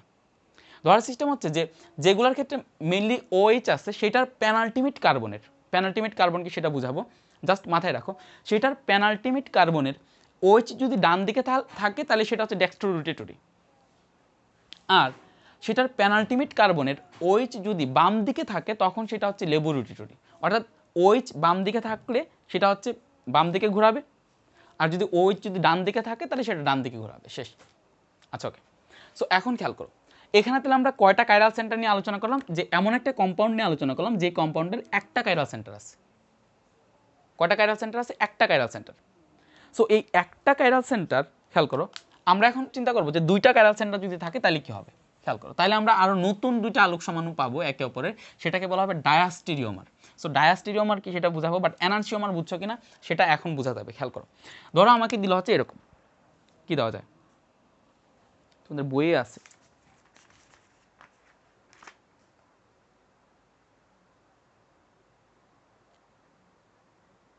আচ্ছা, তো এটা হচ্ছে CH3, দেন CH3, দেন C, দেন হচ্ছে কি Br, দেন H, দেন C, দেন কি Cl, দেন H, দেন হচ্ছে ধরো CH3।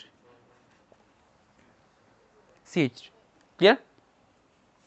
এখন একটা জিনিস খেয়াল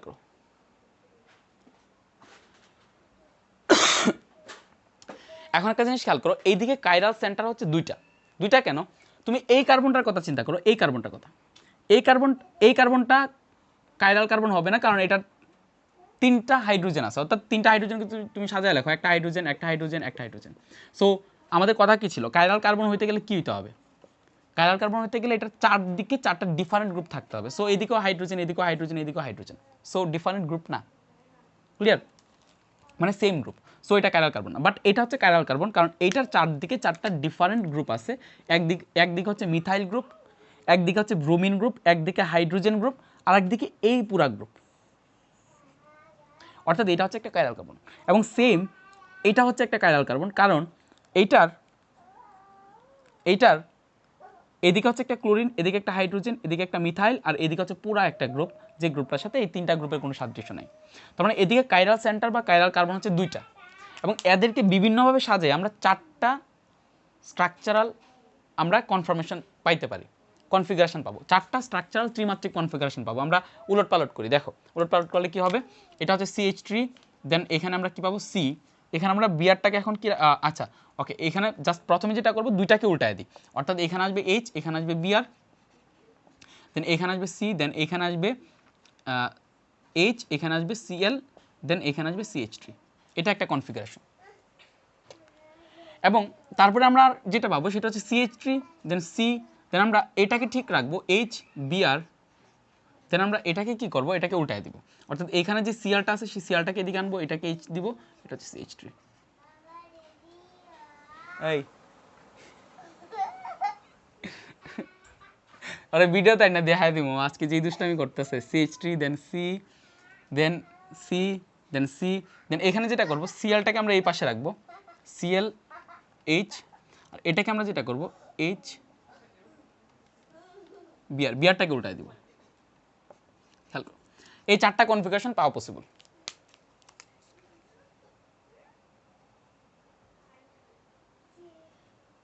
ক্লিয়ার? এই চারটা কনফিগারেশন পাওয়া পসিবল। তুমি এখন যাই উলট পালট করো না কেন, এই চারটা কনফিগারেশনের বাইরে তুমি যাইতে পারবে না। ক্লিয়ার? এখন একটা জিনিস চিন্তা করো, এরা এরা একে অপরের সমানও, সবাই একে অপরের সমানও। কেন? কারণ সবার যে আণবিক সংকেত, সবার আণবিক সংকেত সেম, বাট গাঠনিক সংকেত ডিফারেন্ট। সবাই একে অপরের কি সমানও, কি সমানও ভাই, সবাই একে অপরের কি সমানও, মানে সবাই একে অপরের জাস্ট সমানও, বুঝা গেছে? এবং সবাই হচ্ছে আলোক সমাণু বা আলোক সক্রিয় সমাণু। কেননা কারণ সবার অ্যাটলিস্ট একটা কাইরাল কার্বন আছে, অ্যাটলিস্ট একটা কাইরাল কার্বন আছে। অ্যাটলিস্ট কয়টা কাইরাল কার্বন আছে? একটা। এখন অ্যাটলিস্ট একটা মানে দুইটা করে, প্রত্যেকেরই দুইটা করে কাইরাল কার্বন আছে। সো যেহেতু প্রত্যেকে দুইটা করে কাইরাল কার্বন আছে এবং তাদের প্লেন অফ সিমেট্রি নাই, আমি আগে বলছি আলোক সমানতার ফার্স্ট অ্যান্ড ফরমোস্ট শর্তটা হচ্ছে যে তাদের অ্যাসিমেট্রিক্যাল হইতে হবে। সিমেট্রি যদি কোনোভাবে পাও ভাই, যদি এদেরকে কোনো একটা প্লেন পাও যে যেই প্লেনে তুমি ভাগ করলে দেখা যাবে যে তাদের সেম নিচেও যা উপরেও তা, বা ডানেও যা বামেও তা, তখন কিন্তু সে আলোক সমানতা শো করবে না। আগে বলছি যে ফার্স্ট অ্যান্ড ফরমোস্ট শর্ত হচ্ছে যে কাইরালিটি বা অ্যাসিমেট্রিক্যাল হইতে হবে। বুঝা গেছে? সো যেহেতু তারা অ্যাসিমেট্রিক্যাল, যেহেতু তাদের প্লেন অফ সিমেট্রি নাই, তো তারা সবাই আলোক সক্রিয় সমাণু, তারা সবাই একে অপরের আলোক সক্রিয় সমাণু। কিন্তু আমি যদি এখন তোমাকে বলি যে কে কার এনানসিওমার, তখনই ভেজালটা লাগবে। তো আবার মাথায় চিন্তা রাখো, এনানসিওমারের ডেফিনেশনটা কি ছিল ভাই? এনানসিওমারের ডেফিনেশনটা ছিল যে ভাইয়া তাদের কি থাকতে হবে? কাইরাল কার্বন থাকতে হবে। ওকে, তাহলে সবারই কাইরাল কার্বন আছে। সেকেন্ড, তারা একে অপরের মিরর ইমেজ হইতে হবে, মিরর ইমেজ, একে অপরের মিরর ইমেজ হইতে হবে। এখন খেয়াল করো, এদিকে কে কার মিরর ইমেজ, এদিকে এইখানে যদি মিরর রাখো, মিরর রাখলে যেটা হবে, সুজা বাংলায় বলি, মিরর রাখলে অ্যাকচুয়ালি কি হবে? মিরর রাখলে জাস্ট কম্পাউন্ডারে তুমি ঘুরায় দাও, কম্পাউন্ডারে জাস্ট ঘুরায় দিবা, তাহলে হবে, তাইলে যেটা পাবা সেটা হচ্ছে মেইন যোগটা। খেয়াল করো, ধরো এটা এইখানে যদি মিরর রাখো, তাহলে এটার যেই প্রতিবিম্বটা হবে, সেই প্রতিবিম্বটা হবে এটাকে আমরা ঘুরায় দিলে যা পাবো তাই। অর্থাৎ এটাকে যদি ঘুরায় দিই, তাহলে ব্রোমিন আর সিএল আসতেছে এইদিকে, আর হাইড্রোজেন যাচ্ছে হচ্ছে এইদিকে। তাহলে হাইড্রোজেন যদি এদিকে যায়, তাহলে আমরা এটা পাচ্ছি। অর্থাৎ এটার মিরর ইমেজ, এটার কি মিরর ইমেজ, এই দুইটা একে অপরের কি ইমেজ ভাই? Mirror image.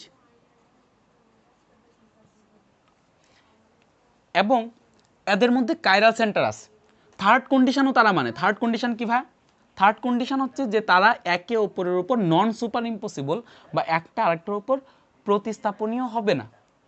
সো এদিকে খেয়াল করো, এটাকে যদি ধৈর্য না যদি এটার উপরে রাখা দাও, তখন দেখা যাবে যে এটার যে ব্রোমিন, সেই ব্রোমিন পড়তেছে এটার হাইড্রোজেনের উপরে, এটার হাইড্রোজেন পড়তেছে এটার ব্রোমিনের উপরে, আবার এটার ক্লোরিন পড়তেছে এটার হাইড্রোজেনের উপরে, এটার হাইড্রোজেন পড়তেছে এটার ক্লোরিনের উপরে। সো এরা একে অপরের উপর প্রতিস্থাপনীয় না। সো এরা তিনটা কন্ডিশনে মানছে। সো এই যৌগটা, এই 1 নম্বর কম্পাউন্ড, এই 2 নম্বর কম্পাউন্ডের এনানসিওমার,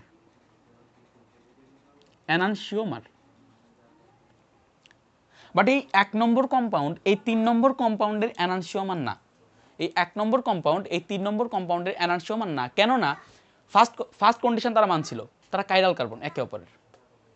থার্ড কন্ডিশনও তারা মানে, তারা একে অপরের উপর নন সুপার ইম্পসিবল অর্থাৎ উপরিস্থাপনীয়, অর্থাৎ একে অপরের উপর প্রতিস্থাপন হবে না। থার্ড কন্ডিশনও মানে, কেন খেয়াল করো, এটাকে যদি এটার উপর আয়না বসাও, CH3 CH3 এর উপর পড়বে, এই কার্বনের উপর পড়বে, এই Cl এর উপর পড়বে, এই হাইড্রোজেনের উপর পড়বে, এই CH3 এর উপর পড়বে। বাট এইখানে যে ব্রোমিন, সেই ব্রোমিনটা এটাকে উপরে তুলে এনে এইভাবে বসাও, ইমাজিন করো এই ব্রোমিন পড়বে এই হাইড্রোজেনের উপর, আর এই হাইড্রোজেন পড়বে এই ব্রোমিনের উপর। সো একে অপরের উপর প্রতিস্থাপনীয় না, অর্থাৎ একে অপরের উপর উপরিস্থাপনীয়, অর্থাৎ কাইরাল কার্বন আছে এবং একে অপরের উপর অপ্রতিস্থাপনীয়, কিন্তু একে অপরের উপর মানে একে অপরের মিরর ইমেজ না। খেয়াল করো, এইটার মিরর ইমেজ হচ্ছে এইটা, সো এইটার মিরর ইমেজ কখনো এটা হইতে পারে না। এটার মিরর ইমেজ যদি আমরা বের করতে চাই তাহলে এটাকে জাস্ট আমরা উল্টায় দিব। সো এটাকে উল্টাইলে আমরা যে কম্পাউন্ড পাই সেটা ছিল এইটা।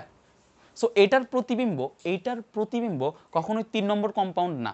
সো এখানে 1 এবং 3 এর সম্পর্ক হচ্ছে তাদের কাইরাল কার্বন আছে, তারা একে উপরের ওপর উপরিস্থাপনীয়, নন সুপার ইম্পসিবল, কিন্তু একে অপরের মিরর ইমেজ বা দর্পণ প্রতিবিম্ব না।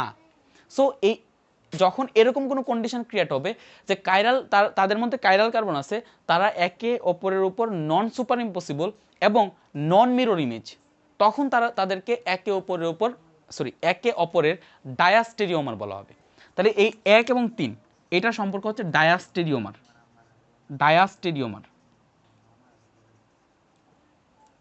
খেয়াল করো আবার ডায়াস্টেরিওমারের ডেফিনেশনটা কি, তাহলে ডায়াস্টেরিওমারের ডেফিনেশনটা লেখো। ডায়াস্টেরিওমার হইতে গেলে তাদের 3টা কন্ডিশন মেনটেন করতে হবে। 3টা কন্ডিশন। ফার্স্ট কন্ডিশন কি ভাই? ফার্স্ট কন্ডিশন হচ্ছে ডায়াস্টেরিওমার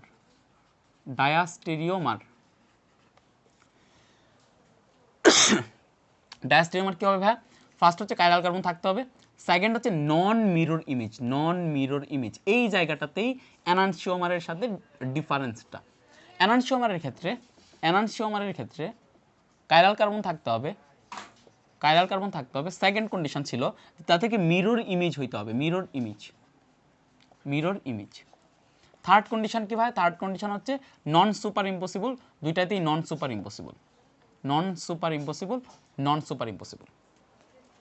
এখন এদিকে খেয়াল করো, এটা হচ্ছে ভাই 3 নম্বর কম্পাউন্ড, এটা হচ্ছে 4 নম্বর কম্পাউন্ড। সো এটা হচ্ছে 3 নম্বর কম্পাউন্ড, এটা হচ্ছে 4 নম্বর কম্পাউন্ড। সো এখানে 3 নম্বর কম্পাউন্ডের সাথে যদি এখানে 4 নম্বর কম্পাউন্ডকে তুমি মিলাও, তখন যে জিনিসটা দেখবা সেটা হচ্ছে এই 3 নম্বর কম্পাউন্ড এবং 4 নম্বর কম্পাউন্ডের কাইরাল কার্বন আছে, একটা আরেকটার উপর প্রতিস্থাপন হবে না, এবং একটা আরেকটার মিরর ইমেজ, মিরর ইমেজ। খেয়াল করো, এইটার প্রতিবিম্ব যদি আমি বের করতে চাই তাহলে কি করব? এটাকে উল্টায় দিলে আমরা যে চেহারাটা পাবো সেটাই হচ্ছে এটার প্রতিবিম্ব। তাহলে এটাকে যদি আমরা উল্টায় দিই তখন আমরা কি পাবো ভাইয়া? জাস্ট আমরা পাবো হচ্ছে হাইড্রোজেনকে পাবো হচ্ছে আমরা এই জায়গায়, খেয়াল করো, ওয়েট, হ্যাঁ ওকে ওয়েট, 4 নাম্বারটা ভুল লিখছি কিনা,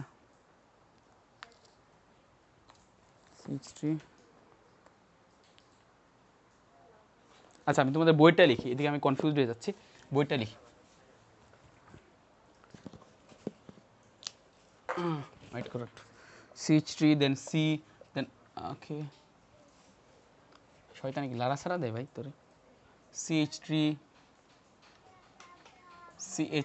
দেন C দেন H দেন Br দেন C দেন Cl দেন H দেন CH3, এদিকে হচ্ছে CH3 দেন C দেন Br দেন H দেন C দেন H দেন Cl দেন CH3। সো এই দুইটার ক্ষেত্রে চিন্তা করো ব্যাপারটা, এটা একটা মিরর ইমেজ। কেন? কারণ এখানে যদি তুমি মিরর রাখো তখন দেখবা যে এইটার যে প্রতিবিম্ব আসতেছে সেটার প্রতিবিম্ব হচ্ছে এটা। খেয়াল করো, এটাকে তুমি উল্টায় দাও, এটাকে উল্টায় দিলে যা পাবা এটা পাবা, বুঝা গেছে? সো একটা আরেকটার মিরর ইমেজ, কাইরাল কার্বন আছে এবং একটা আরেকটার উপর নন সুপার ইম্পসিবল। তুমি এটাকে এটার উপর নাও, এটা হাইড্রোজেন পড়বে ব্রোমিনের উপর, সো বুঝতে পারতেছো একটা আরেকটার উপর প্রতিস্থাপন হবে না। ক্লিয়ার? সো এইটার মধ্যে খেয়াল করো, তো এরা এটা হচ্ছে 3 নম্বর কম্পাউন্ড এবং এটা হচ্ছে 4 নম্বর কম্পাউন্ড। এই 3 নম্বর আলোক সক্রিয় সমাণু এবং এই 4 নম্বর আলোক সক্রিয় সমাণু এই দুইটা একে অপরের এনানসিওমার। কেন? কারণ তারা এই 3টা কন্ডিশন মানছে। বাট এই 1 এবং এই 3 হচ্ছে ডায়াস্টেরিওমার। কারণ সব কিছু ঠিক ছিল, এরা একে অপরের মিরর ইমেজ না। এবং এই 1 এবং 4 এরাও একে অপরের ডায়াস্টেরিওমার। কারণ কি? কারণ এরাও একে অপরের দর্পণ প্রতিবিম্ব হবে না, বাকি সব ঠিক আছে, বাকি সব কন্ডিশন ঠিক আছে। আবার 2 এবং 3 এরা হচ্ছে ডায়াস্টেরিওমার। কারণ খেয়াল করো 2 এবং 3 এর মধ্যে তুমি জাস্ট এই কন্ডিশনগুলো মিলাও, কাইরাল কার্বন নন মিরর ইমেজ, এরা একে অপরের মিরর ইমেজ না। তুমি খেয়াল করো, এটাকে উল্টায় দিলে তুমি যা পাবা সেটা না, এটাকে উল্টায় দিলে যা পাবা সেটা হচ্ছে এইটা। সো এরা একে অপরের ডায়াস্টেরিওমার এবং 2 এবং 4 একে অপরের কি? ডায়াস্টেরিওমার। 2 এবং 4 একে অপরের ডায়াস্টেরিওমার। বাট 1 এবং 2 একে অপরের এনানসিওমার এবং 3 এবং 4 একে অপরের এনানসিওমার। কারণ 1 এবং 2 এর প্রত্যেকে হচ্ছে মিরর ইমেজ, 3 এবং 4 এর একে অপরের মিরর ইমেজ। বাট 1 3 1 4 2 3 2 4 একে অপরের মিরর ইমেজ না। So they are diastereomer to each other. So এই জিনিসটা হচ্ছে বোঝা গেছে এনানসিওমার ডায়াস্টেরিওমার এটা কি। এখন একটা জিনিস খেয়াল করো, এদের মধ্যে একটা হবে বা ডি আর একটা, খেয়াল করো এনানসিওমারের, ডায়াস্টেরিওমারের না, এনানসিওমারের একটা হবে ডি আর একটা হবে এল। অর্থাৎ যদি কখনো এরকমটা ঘটে, এরকম 3টা কন্ডিশন 2টা সমানুর জন্য খাটে, তখন তারা একজন প্লেন পোলারাইজড লাইটকে যেই কোণে ঘোরাবে আর একজন তার প্লেন পোলারাইজড লাইটকে অপোজিট কোণে ঘোরাবে। ধরো এটা যদি x ডিগ্রি কোণে ডান দিকে ঘোরায়, তাহলে এটা x ডিগ্রি কোণে বাম দিকে ঘোরাবে। আর এটা y ডিগ্রি কোণে যদি ডান দিকে ঘোরায়, এটা y ডিগ্রি কোণে বাম দিকে ঘোরাবে। অর্থাৎ এনানসিওমার একে অপরের অপোজিট ডিরেকশানে সেম অ্যাঙ্গেলে, সেম অ্যামাউন্টের, সেম ভ্যালুর অ্যাঙ্গেলে তারা ঘোরায়। অর্থাৎ এদিকে 1 এবং 2 তারা একে অপরের এনানসিওমার বিধায়, একে অপরের মিরর ইমেজ বিধায়, একে অপরের উপর নন সুপার ইম্পসিবল বিধায় এরা একজন প্লেন পোলারাইজড লাইটকে যত ডিগ্রি কোণে ঘোরাবে আর একজন প্লেন পোলারাইজড লাইটকে ঠিক তত ডিগ্রি কোণেই ঘোরাবে, কিন্তু অপোজিট ডিরেকশানে। অর্থাৎ এটা যদি 30 ডিগ্রি কোণে ঘোরায়, এটা 30 ডিগ্রি কোণে বাম দিকে ঘোরাবে। এটা যদি 40 ডিগ্রি কোণে ডান দিকে ঘোরায়, এটা 40 ডিগ্রি কোণে বাম দিকে ঘোরাবে। বুঝা গেছে ব্যাপারটা? এখন একটা জিনিস খেয়াল করো, আমি এমন একটা সলিউশন নিলাম, এই যে শুরুর দিকে যে সলিউশনটা নিচ্ছিলাম আমরা, যখন একটা বলতেছিলাম না যে একটা কাঁচ এরিয়া নিলাম, সো সেটার মধ্যে যখন আমি সলিউশন নিলাম, আমি কি করলাম ভাইয়া, আমি এটার মধ্যে একটা সলিউশন নিলাম এবং সেই সলিউশনটার মধ্যে আমি 1 এবং 2 একসাথে মিশ্রিত করে দিয়ে দিলাম। 1 এবং 2 একসাথে ধরো মিশ্রিত করে দিয়ে দিলাম। তাহলে 1 এবং 2কে যদি একসাথে এবং সমমূলার মিশ্রণ করি, অর্থাৎ এদিকে দ্রবণের অর্ধেক আমি নেই এইটা, আর অর্ধেক নিয়ে হচ্ছে এইটা, অর্থাৎ সমান মোল পরিমাণ। কারণ দ্রবণের ঘনমাত্রা প্রকাশের একক হচ্ছে মোলারিটি ভাই। সো এখানে আমি বলতে হবে যে সমমূলার দ্রবণ। সো আমি যদি সমমূলার দ্রবণ নিয়ে এখানে মিশ্রিত করি এই দুইটা এনানসিওমার, অর্থাৎ এনানসিওমারের সমমূলার যদি আমরা মিশ্রণ নিই, তখন যেটা হবে সেটা হচ্ছে এখন প্লেন পোলারাইজড লাইটটা কোনো দিকেই ঘুরবে না, সে যেভাবে আসছিল সেইভাবেই যাবে। সেটা কারণ কি? সেটা কারণ হচ্ছে এইটা প্লেন পোলারাইজড লাইটকে যত ডিগ্রি কোণে ডান দিকে ঘোরাবে, এর অর্ধেক আছে, খেয়াল করো এদিকে অর্ধেক কম্পাউন্ড আছে, অর্ধেক কম্পাউন্ড কি করতেছে, প্লেন পোলারাইজড লাইটকে ডান দিকে ঘোরাচ্ছে 30 ডিগ্রি কোণে, ধরো 30 ডিগ্রি কোণে ঘোরাচ্ছে।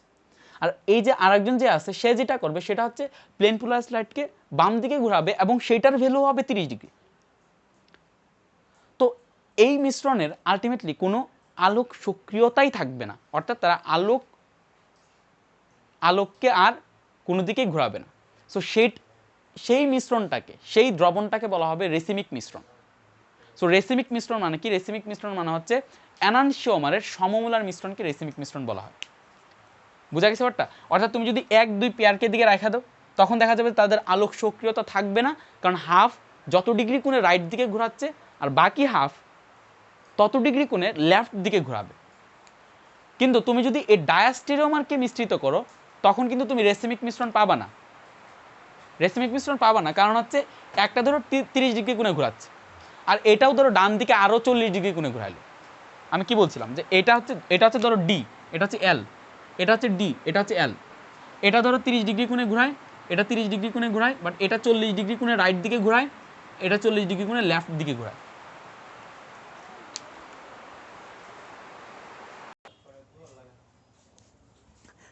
আচ্ছা, তো আমরা যদি ডায়াস্টেরিওমারকে মিশ্রিত করি তাহলে কি হবে ভাই? ধরো আমরা এই 1 এবং 3 নম্বর কম্পাউন্ডটাকে মিশ্রিত করলাম, এবং তাহলে 1 নম্বর কম্পাউন্ড কি করলো? আলোক সক্রিয়, যেহেতু সেটা আলোক সক্রিয় সমাণু, সেহেতু সেটা আলোককে 30 ডিগ্রি কোণে ঘোরাইলো, এবং সেটা কোন দিকে করলো? ডান দিকে। এবং আমরা যে ডায়াস্টেরিওমারটা নিলাম সেইখানেরও এইটা হচ্ছে ডেক্সট্রোরোটেটরি, অর্থাৎ এইটাও কি করলো? ডান দিকে আরও 40 ডিগ্রি কোণে ঘোরাইলো। অর্থাৎ আলটিমেটলি দেখা গেল যে পুরা তলটা 70 ডিগ্রি কোণে ঘুরে যাবে। বুঝা গেছে ব্যাপারটা? সো দ্যাট মিনস ডায়াস্টেরিওমারকে যদি তুমি মিশ্রিত করো তখন কখনোই তুমি, অর্থাৎ ডায়াস্টেরিওমারের যদি সমমূলার মিশ্রণেও নেও তবুও তুমি কখনো আলোক নিষ্ক্রিয়তা পাবা না। সেটার কারণ হচ্ছে তুমি এখানে ডি একটা ডি আর এখানের এল নাও, তাহলে এটা যেটা করবে সেটা হচ্ছে 30 ডিগ্রি কোণে ঘোরাবে, এটা হচ্ছে ডান দিকে ঘোরাবে, আর একটা হচ্ছে 40 ডিগ্রি কোণে বাম দিকে ঘোরাবে। সো আলটিমেটলি 10 ডিগ্রি, অর্থাৎ নেট থাকবে। একটা জিনিসকে তুমি 30 ডিগ্রি কোণে ডান দিকে ঘুরাইছো, আর একজনে এসে এটাকে 40 ডিগ্রি কোণে বাম দিকে ঘুরাই দিছে, তার মানে সেটা নেট 10 ডিগ্রি কোণে বাম দিকে ঘুরে গেছে, তাই না? দ্যাট মিনস সেটা আলোক সক্রিয়তা থাকবে। কিন্তু এনানসিওমার যদি নাও, এই দুইটা অথবা এই দুইটা এনানসিওমার কি করে? তারা সেম ভ্যালুর অ্যাঙ্গেলে রোটেট করে, অর্থাৎ 30 ডিগ্রি কোণ আর একটা 30 ডিগ্রি কোণে রোটেট করে। বাট ডায়াস্টেরিওমারেরা কখনো, ডায়াস্টেরিওমারের যে দুইটা কম্পাউন্ড অর্থাৎ 1 আর 3 ডায়াস্টেরিওমার, 1 4 ডায়াস্টেরিওমার, 2 4 ডায়াস্টেরিওমার, ডায়াস্টেরিওমারেরা কখনোই সেম অ্যাঙ্গেলে রোটেট করে না। এই জিনিসটা মাথায় রাখবা, ডায়াস্টেরিওমারেরা কখনোই সেম অ্যাঙ্গেলে রোটেট করে না। বুঝা গেছে ব্যাপারটা? তাহলে এই জিনিসটা খেয়াল করো। এখন আরেকটা জিনিস আমি বলে নিই, অনেক সময় রেসিমিক মিশ্রণের ডেফিনেশনে স্টুডেন্টরা এই জিনিসটা ভুল করে যে রেসিমিক মিশ্রণ, যে এনানসিওমারের মিশ্রণকে রেসিমিক মিশ্রণ বলা হয়। তুমি যদি শুধু বলো যে ভাই এনানসিওমারের মিশ্রণকে রেসিমিক মিশ্রণ বলা হয়, তাহলে সেই জিনিসটা ভুল হবে। ধরো আমি এদিকে এনানসিওমার নিলাম, এদিকে 90% সলিউশন নিলাম হচ্ছে ডি, আর 10% সলিউশন নিলাম হচ্ছে এল। ডি আইসোমার নিলাম হচ্ছে 90%, এল আইসোমার নিলাম হচ্ছে 10%। তাহলে এদিকে খেয়াল করো, এদিকে দেখা যাবে যে সেইটার আলটিমেট ইফেক্ট কিন্তু থাকবে, আলোক সক্রিয়তা থাকবে। কারণ কি? এখানে 90% কম্পাউন্ড চাচ্ছে সেটাকে ডান দিকে ঘুরাইতে, আর 10% কম্পাউন্ড চাচ্ছে সেটাকে বাম দিকে ঘুরাইতে।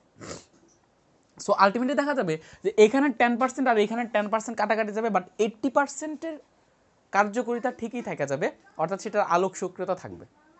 তাহলে মেইন কথাটা হচ্ছে যে ভাইয়া তোমাকে বলতে হবে এনানসিওমারের সমমূলার মিশ্রণকে, অর্থাৎ তুমি 50% নিলা, 50% ডি নিলা, 50% এল নিলা, তখন 50% চাচ্ছে আলোক সক্রিয়, 50% চাচ্ছে 30 ডিগ্রি কোণে ডান দিকে ঘুরাইতে, আর বাকি 50% চাচ্ছে 30 ডিগ্রি কোণে বাম দিকে ঘুরাইতে। সো এই কন্ডিশনের ক্ষেত্রে আলটিমেটলি দেখা যাবে যে একটা নিউট্রাল হয়ে যাবে, একটা অপোজিট আর নিউট্রাল হয়ে যাবে। সো সেই ক্ষেত্রে আলোক নিষ্ক্রিয়তা দেখা দিবে। অর্থাৎ রেসিমিক মিশ্রণের ডেফিনেশন হচ্ছে এনানসিওমারের সমমূলার মিশ্রণকে রেসিমিক মিশ্রণ বলা হয়। যে এনানসিওমারকে যখন আমরা সমমোল পরিমাণ মিশ্রিত করি তখন একটি এনানসিওমার আলোক মানে একতলীয় আলোককে যেই দিকে ঘোরায়, যত ডিগ্রিতে ঘোরায়, আর একটা তার অপোজিট ডিরেকশনে সেম ডিগ্রিতে ঘোরায়। সো দেখা যায় যে দ্রবণটার আলটিমেটলি ফাইনালি কোনো কি থাকে না, আলোক সক্রিয়তা থাকে না। সো সেটাকে বলা হয় হচ্ছে রেসিমিক মিশ্রণ। এনানসিওমারের ডেফিনেশন কি সেটা আরেকটু যদি আমরা স্ট্যান্ডার্ড ফর্মে দিই তাহলে সেটা হচ্ছে যে যেই দুটি আলোক সক্রিয় সমাণু একতলীয় আলোককে একটি যেদিকে ঘুরায় আরেকটি অপর দিকে সেম মানেই ঘুরায়, এবং তাদেরকে যদি আমরা মিশ্রিত করি তখন রেসিমিক মিশ্রণ পাই, তাদেরকে যদি সমমূলে মিশ্রিত করি তখন রেসিমিক মিশ্রণ পাই, তাদেরকে একে অপরের এনানসিওমার বলা হয়। এখন আশা করি তোমাদের কাছে ডেফিনেশন ক্লিয়ার হবে। ক্লিয়ার? সো এখন এদিকে আরেকটা জিনিস আমি এই জায়গাটা থেকে পড়ায় নিতে চাই, সেটা হচ্ছে ভাইয়া এদিকে দেখো কাইরাল সেন্টার কয়টা আছে ভাই? 2টা। সো কাইরাল সেন্টার যখন 2টা আছে তখন দেখা যাচ্ছে যে আলোক সক্রিয় সমাণু আমরা কয়টা পাচ্ছি? 1 2 3 4টা। সো দুইটা খেয়াল করো, কাইরাল সেন্টার যখন একটা ছিল, কাইরাল সেন্টার যখন একটা ছিল অর্থাৎ CH3 সি দেন OH দেন H দেন এখানে ছিল হচ্ছে COOH, এটা ছিল কাইরাল সেন্টার। ক্লিয়ার? এটা ছিল একটা কাইরাল সেন্টার। সো এখানে খেয়াল করো, এখানে খেয়াল করো আরেকটা ছিল CH3 সি, এখানে ছিল হচ্ছে H, এখানে ছিল হচ্ছে OH, এখানে ছিল হচ্ছে COOH। একটা ছিল ডি ল্যাকটিক অ্যাসিড আর একটা ছিল অ্যাল ল্যাকটিক অ্যাসিড, একটা ছিল ডি ল্যাকটিক অ্যাসিড আর একটা অ্যাল ল্যাকটিক অ্যাসিড। সো এটা হচ্ছে কাইরাল সেন্টার ভাই, এদিকে কয়টা ছিল? একটা। সো কাইরাল সেন্টার যখন একটা ছিল তখন আলোক সক্রিয় সমাণু দুইটা। কি বুঝায় খেয়াল করো, কাইরাল সেন্টার যখন একটা ছিল তখন আলোক সক্রিয় সমাণু দুইটা। কাইরাল সেন্টার যখন দুইটা তখন আলোক সক্রিয় সমাণু চারটা। তুমি কাইরাল সেন্টার তিনটা নিয়ে দেখো, কাইরাল সেন্টার যদি তিনটা নেও তখন দেখা যাবে কাইরাল সেন্টার তিনটা থাকলে আলোক সক্রিয় সমান হবে 8টা। একটু জাস্ট এক্সপেরিমেন্ট নিজে করে দেখো, আরেকটা মধ্যে ব্রোমিন ক্লোরিন দিস আর আরেক জায়গায় আয়োডিন দিয়ে তারপরে ট্রাই করে দেখো। সো ইন দিস কেস আমরা একটা সূত্র দাঁড় করাইতে পারি যে যদি কাইরাল সেন্টার n সংখ্যক থাকে তখন আলোক সক্রিয় সমাণুর সংখ্যা হচ্ছে 2 টু দি পাওয়ার n। অর্থাৎ কাইরাল সেন্টার যখন একটা ছিল তখন 2 to the power 1 equals to 2। Chiral centre যখন দুইটা ছিল তখন 2 square equals to 4। Chiral centre যখন তিনটা ছিল তখন 2 to the power cube equals to 8। এ পর্যন্ত বোঝা গেছে? ক্লিয়ার? তার মানে এই জিনিসটা আমরা এখান থেকে বের করে নিতে পারি যে কাইরাল সেন্টার যতটা হবে সেটাকে যদি আমরা 2 এর উপরে পাওয়ার হিসেবে বসাই তাহলে আমরা আলোক সক্রিয় সমাণুর সংখ্যা পাওয়া যাব। বাট ব্যাপারটা এতটা ইজি না, এটা একটা স্পেশাল কন্ডিশনে। স্পেশাল কন্ডিশন হচ্ছে এইখানে যেই দুইটা কম্পাউন্ড অর্থাৎ কাইরাল সেন্টারগুলোতে যেই কম্পাউন্ডগুলো আছে সেগুলো ভিন্ন হইতে হবে। সেগুলো কী হতে হবে বা ভিন্ন হইতে হবে, অর্থাৎ অপ্রতিসম কাইরাল অসদৃশ কাইরাল কার্বন হইতে হবে। এইখানের যে কাইরাল কার্বন আর এইখানের যে কাইরাল কার্বন, সেই কাইরাল কার্বন দুইটা অসদৃশ, একটা আরেকটার সাথে মিলে না। কিন্তু আমি যদি এই কাজটা করতাম, খেয়াল করো, এটা এটা রাখি, খেয়াল করো একটা জিনিস, খেয়াল করো এই জিনিসটা খুব ইম্পর্টেন্ট। আচ্ছা, পেনাল্টিমেট কার্বন কি সেটা বুঝাতে হবে, মেসো compound, number of optical isomer, এই টপিকসগুলো বাকি আছে তা। ওকে, সো এখন খেয়াল করো, আমি যদি এইটা নিই CH3, খেয়াল করো CH3 দেন COH H C H OH COOH। So এটা হচ্ছে টার্টারিক অ্যাসিড, এটাকে বলা হবে ডি টার্টারিক অ্যাসিড। কেন সেটা ডি টার্টারিক অ্যাসিড সেটা পরে বাইর করতেছি, বাট আগে এই জিনিসটা দেখো।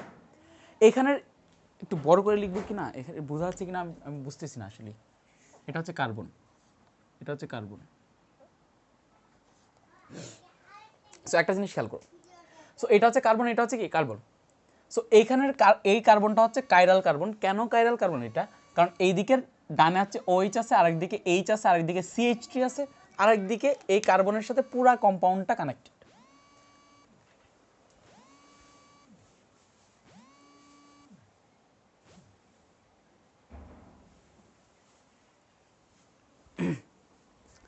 পুরা কম্পাউন্ডটা কানেক্টেড। ক্লিয়ার? সো এটা হচ্ছে কাইরাল কার্বন এবং এইটা হচ্ছে কাইরাল কার্বন, কারণ একদিকে OH, আরেকদিকে H, আরেকদিকে COOH, আরেকদিকে এই পুরা